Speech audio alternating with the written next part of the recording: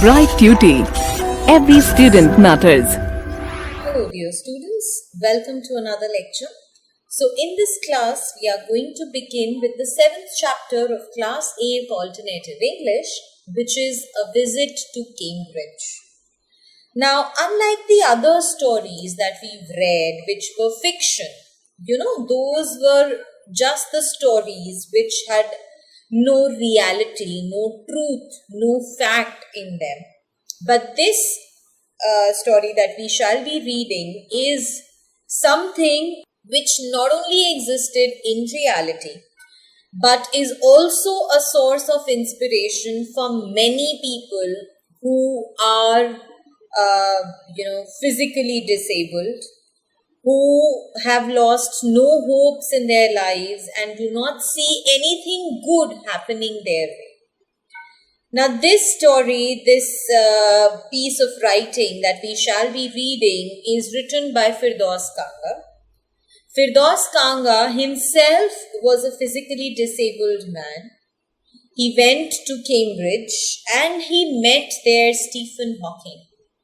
Now we all, no matter how well versed we are with science, but I'm sure we all would have heard the name of Stephen Hawking.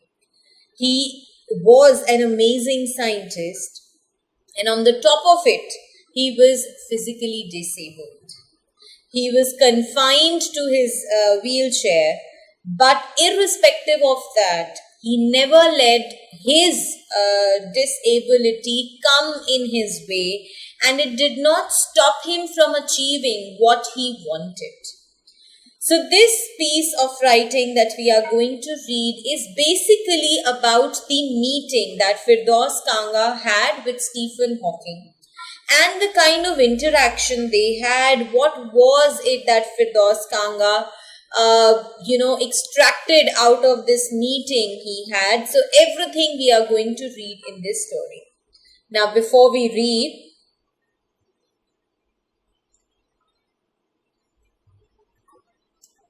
okay. So as I told you, this is the story of a meeting between two extraordinary people, both of them disabled or differently abled, as we now say. Stephen Hawking is one of the greatest scientists of our time. He suffers from a form of paralysis that confines him to a wheelchair and allows him to speak only by punching buttons on a computer, which speaks for him in a machine-like voice. Firdaus Kanga is a writer and journalist who lives and works in Mumbai. Kanga was born with brittle bones that tended to break easily when he was a child. Like Hawking, Kanga moves around in a wheelchair.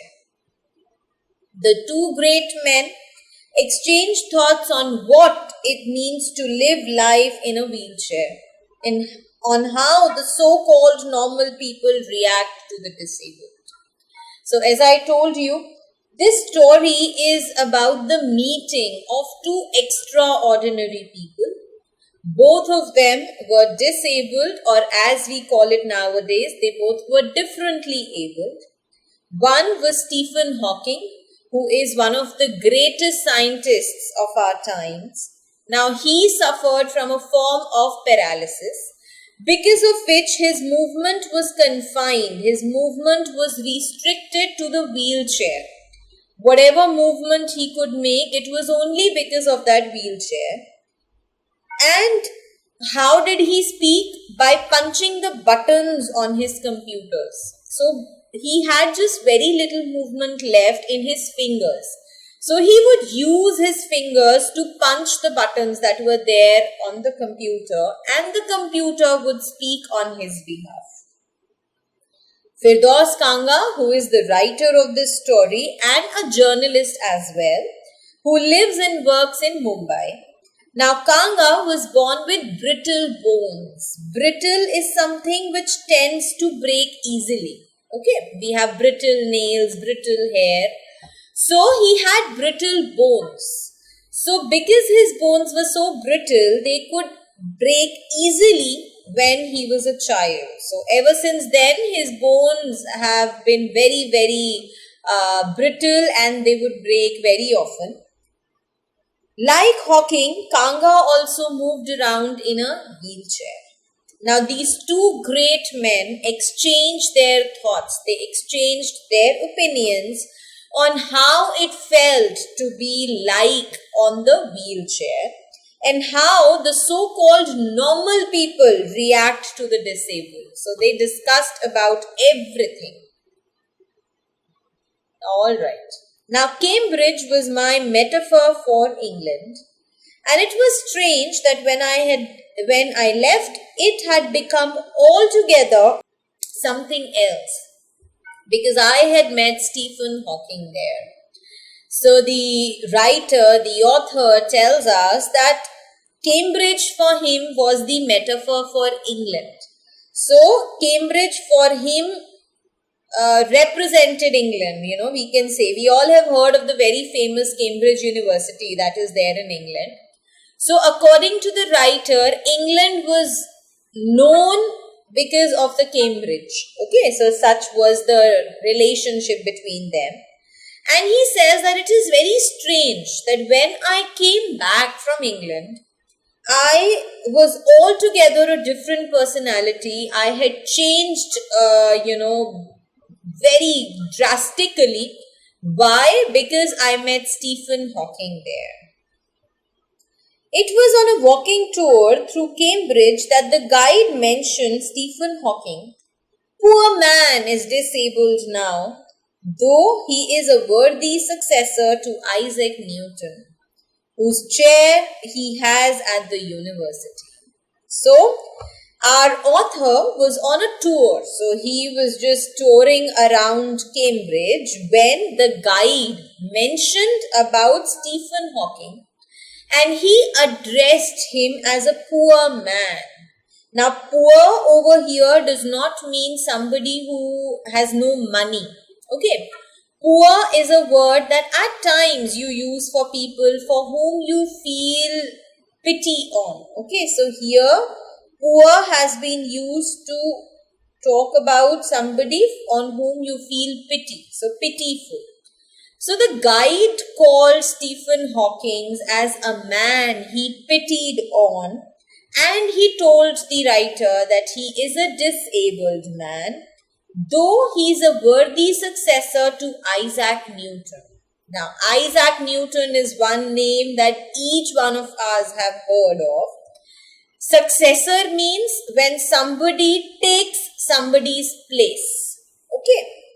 Worthy means deserving. So, what does it say? That earlier, it was Isaac Newton who had the chair.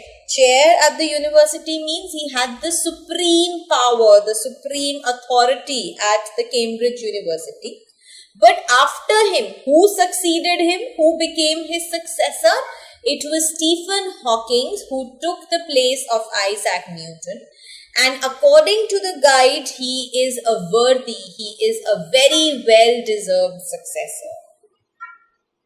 And I started because I had quite forgotten that this most brilliant and completely paralyzed astrophysicist,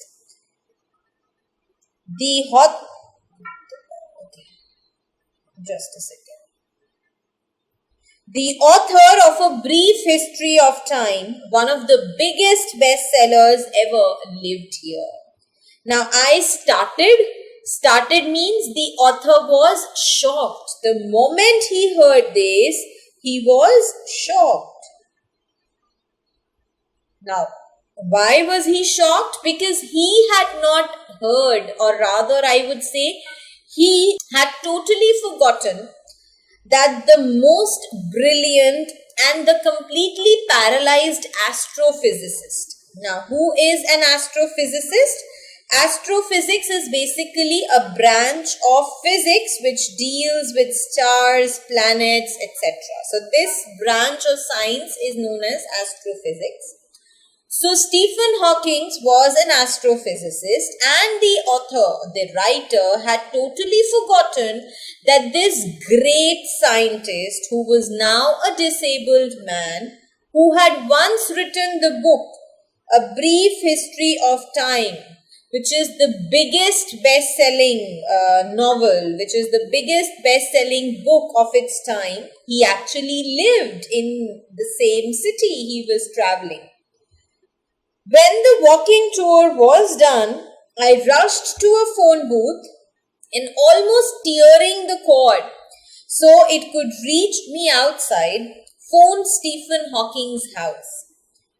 There was his assistant on the line, and I told him I had come in a wheelchair from India. Perhaps he thought I had propelled myself all the way to write about my travels in Britain. I had to see Professor Hawking. Even 10 minutes would do.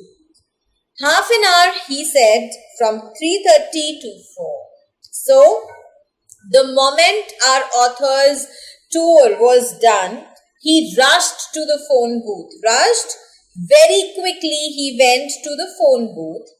And since he was in a wheelchair, so he could not enter the phone booth, he picked up. We all have seen the phone booths. I'm sure, we all must have seen a phone booth. We know how a phone booth looks like. So there was a phone which was placed inside the booth, and he brought the cord, the telephone of that booth outside so that he could talk. So since he could not go inside the booth, he brought the receiver of the telephone outside the booth, and that is why he said almost tearing it. Tearing it, when you stretch something a lot, there is a fear of it getting torn, right? Of it breaking. So he brought that cord outside and he called the assistant of Stephen Hawking. He told the assistant that he was a man on wheelchair and he had come to England, on a tour to Britain on a wheelchair. Now the reason why he mentioned the word wheelchair was because he thought that might propel. That is going to leave an extra impact on the assistant, and he would make an arrangement for him to meet Stephen Hawking. Our narrator told the assistant that he is okay, even if he gets just 10 minutes to meet Stephen Hawking, he is going to be fine with that. The assistant said, you get half an hour, from 3:30 to 4 you can meet Stephen Hawking.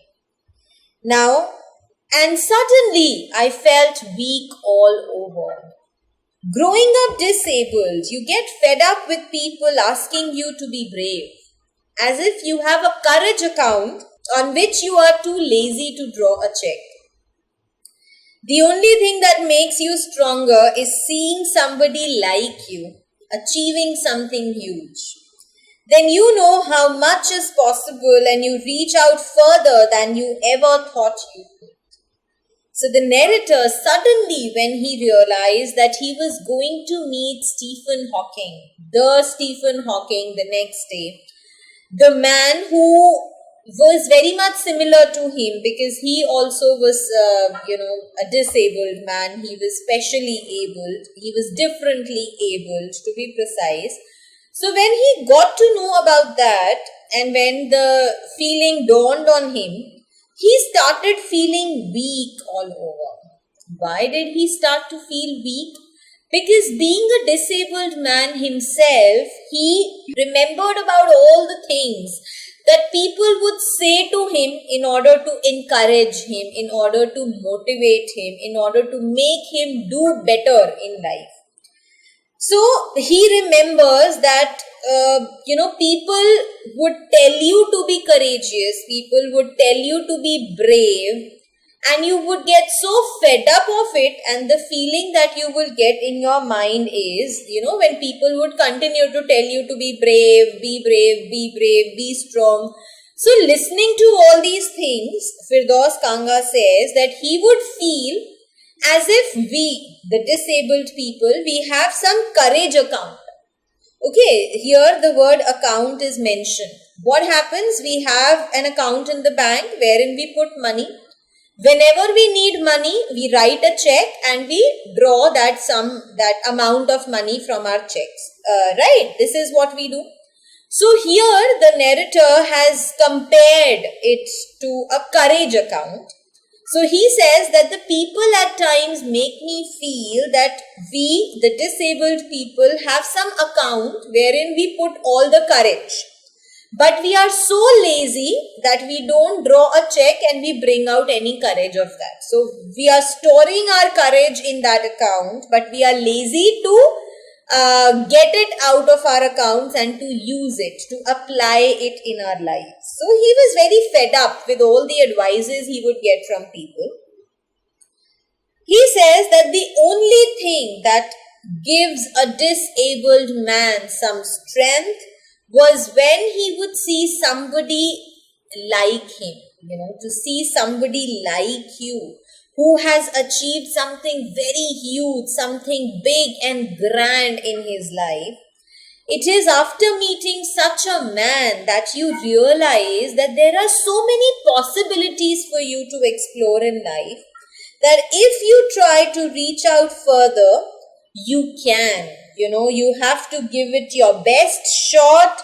You think that, it is your maximum limit, but if you try, you can just achieve anything and everything in life. I haven't been brave, said his disembodied computer voice the next afternoon. I've had no choice. Now, who was he? Whose computer voice is being talked about in here? It is... So here we are talking about whom? We are talking about Stephen Hawking. So, Stephen Hawking.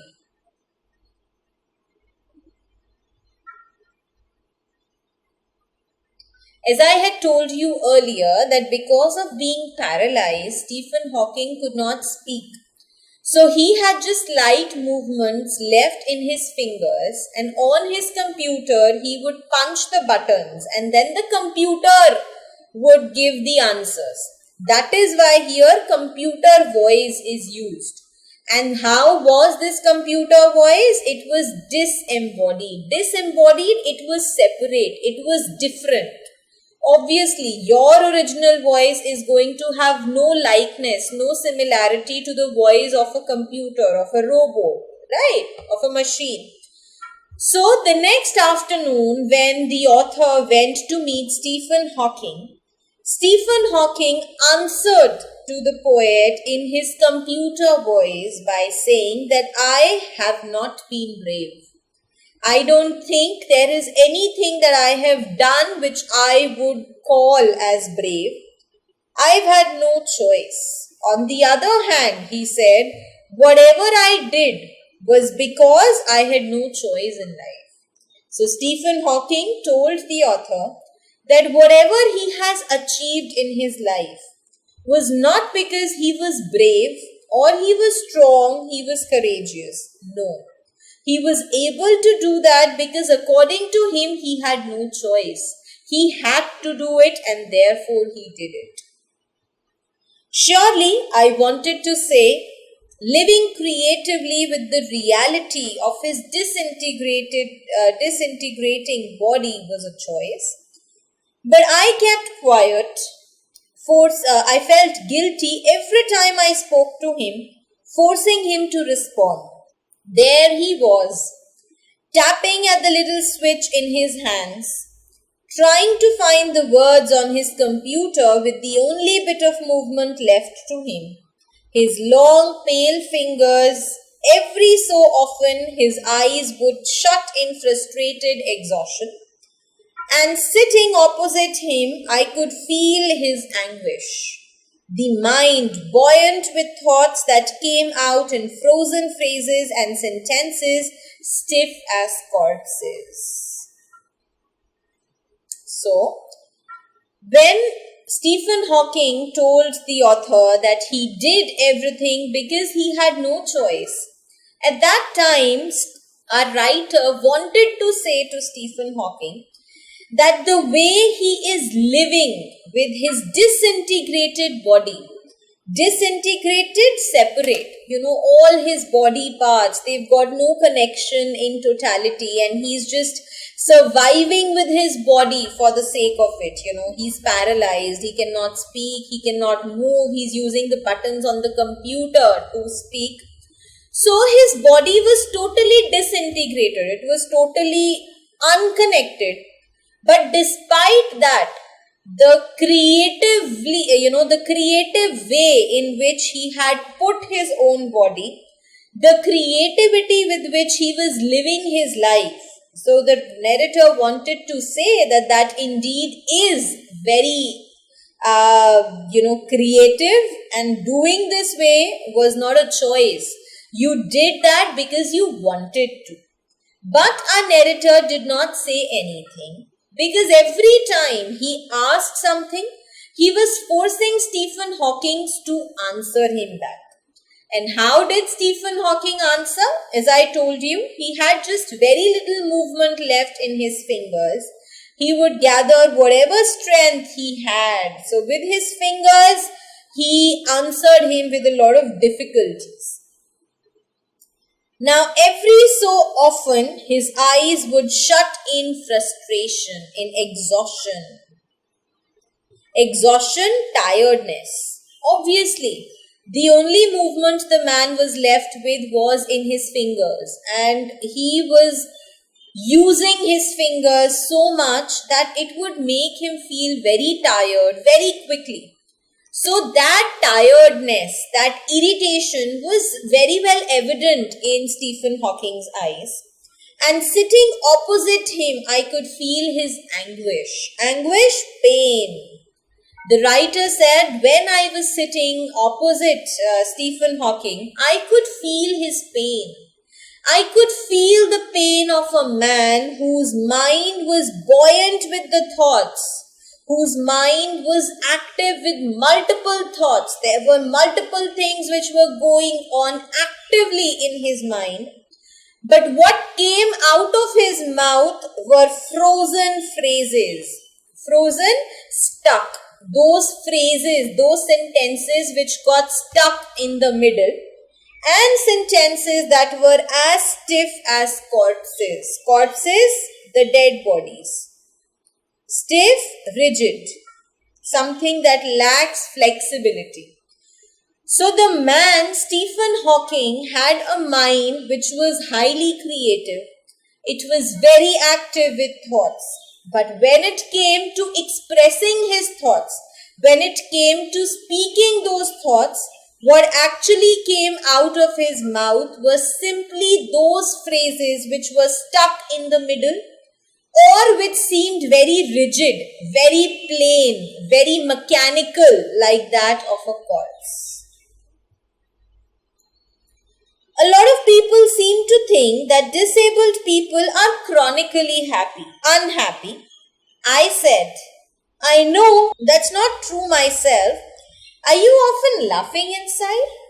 So our narrator asked Stephen Hawking that there are a lot of people who are of the opinion that somebody who is physically disabled is always unhappy. Okay, he is seriously unhappy. He is gravely unhappy. So the writer said to Stephen Hawking that I am not of the same opinion. I don't feel that. But when you hear people saying it or believing in it, does that make you laugh? Is it funny to you?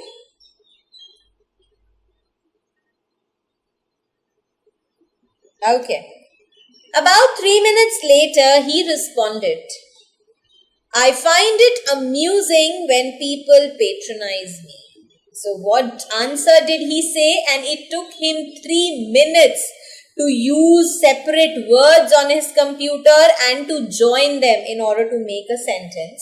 So after 3 minutes, he replied that I find it very amusing. I find it very funny when the people patronize me. Patronize when the people look at me with pity. When they feel I am not capable of doing something. So when people look at me with such eyes, I feel very funny. And do you find it annoying when someone like me comes and disturbs you in your work? So the narrator asks him that when somebody like me comes to you and disturbs you in your work and asks you a lot of questions, does that disturb you? The answer flashed yes. Then he smiled his one-way smile, and I knew, without being sentimental or silly, I was looking at one of the most beautiful men in the world. So when the narrator asked him the question if, people like him disturbed him, within a second, Stephen Hawking flashed the answer yes. And after answering yes, he started smiling. But because of being paralyzed, his smile could only be seen on one side of his face. And at that time, the narrator says, the writer tells us that according to him, he was looking at the most beautiful man in the world. And when he said that, he was not being emotional, there was no emotion or there was no craziness in his voice. He was not being a fool, he was not fooling around, he was not speaking anything rubbish. He meant every word of what he said. A first glimpse of him is shocking because he is like a still photograph, as if all those pictures of him in magazines and newspapers have turned three-dimensional. So the writer further continues that a first glimpse, when you look at that man for the first time, you are shocked. Why are you shocked? Because so far you have seen this man only in a photograph. Okay, you've seen this man in magazines and in newspapers. Right now, when the man was sitting in front of you, although he was no less than a photograph, because he was still, he could not move, he could not make any movement in his body. But the only difference was that his photograph had now turned three-dimensional. The narrator, the writer could look at Stephen Hawking from all the different directions, which was not possible in the magazines or newspapers. Then you see the head twisted sideways into a slump, the torso shrunk inside the pale blue shirt, the wasted legs, and at his eyes which can speak still and they are saying something huge and urgent.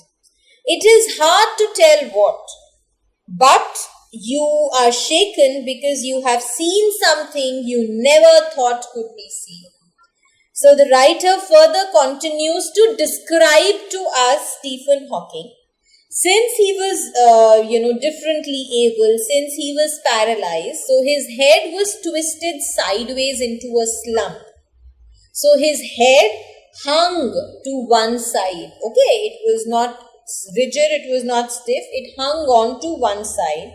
And his torso, the upper part of his body was shrunk. It was very lean. And he was wearing a pale blue shirt, and inside that pale blue shirt, his entire body was intact. His legs were wasted. Now his legs have been called as wasted because obviously they were of no use to him. He could not walk on his legs again. And his eyes were active. When you look at his eyes, you feel that there is a lot which is going on in his eyes. You feel that there is a lot that he wants to speak. There are a lot of things which he feels is urgent, something which is very huge and massive and, extraordinary is coming in his mind. But you cannot say what it is. But you are shaken.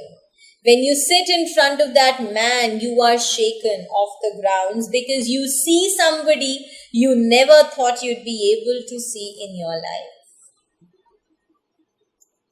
Okay. Before you, like a lantern whose walls are worn so thin you glimpse only the light inside, is the incandescence of a man. The body, almost irrelevant, exists only like a case made of shadows. So that I, no believer in eternal souls, know that this is what exactly each one of us is.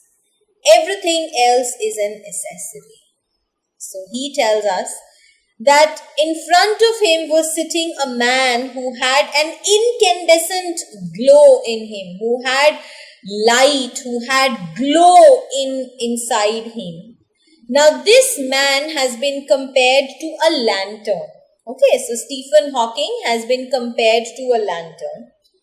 Just like a lantern, the outer body of the lantern is very thin, and it is made thin on purpose so that the light inside the lantern can glow and spread its light to the entire room, okay, or in whatever area it is placed. Now, similar was the case with this man. His outer body was now obviously shrunk. It was very thin. It was very petite. But what lay inside him, the light that was there inside him, mattered the most. The writer also tells us that it was looking at him that I realized that our body is just an accessory, that we need to beautify us. What is most important is our soul. It is our internal spirit that makes us shine in the crowd. Our body is needed just because it gives us shadow. But what is inside us is what matters the most. So this realization is what our author had when he met Stephen Hawking. What do you think is the best thing about being disabled? I had asked him earlier. So our writer had asked Stephen Hawking that what according to him was the best thing, of being disabled. I don't think there is anything good about being disabled. And obviously the answer was very, very, it was very honest. He said that according to him, there wasn't anything special or anything good about being disabled. I think I said, you do discover how much kindness there is in the world. But the writer told him that according to me, the only good thing about being disabled is that when you are disabled, you get to know how kind the people are around you. Whether we still are left with any kindness in the world or not. Yes, he said. It was a disadvantage of his voice synthesizer that it could convey no inflection, no shades or tone. And I could not tell how enthusiastically he agreed with me. So the writer said that, the problem, the disadvantage of his voice synthesizer, that machine that was there in the computer with the help of which the voice was coming out. So the writer said that it was because of that voice synthesizer that I could not feel any tone, any inflection. There was no movement. There was no scale, in the voice of Stephen Hawking. It was very plain. It was very computer-like. And therefore, he could not even realize, he could not make out how enthusiastically, how energetically Stephen Hawking agreed with the writer. Every time I shifted in my chair or turned my wrist to watch the time, I wanted to make every one of our 30 minutes count. I felt a huge relief and exhilaration in the possibilities of my body. How little it mattered then that I would never walk or even stand. So the writer tells us that every time he would shift his chair or he would turn his wrist to watch his time, that was only because he wanted to see how much time he was left with, because he wanted to make use of every single minute that he had. He, at that time, when he was listening to and interacting with Stephen Hawking, it was then when he realized that he was exhilarated, excitement.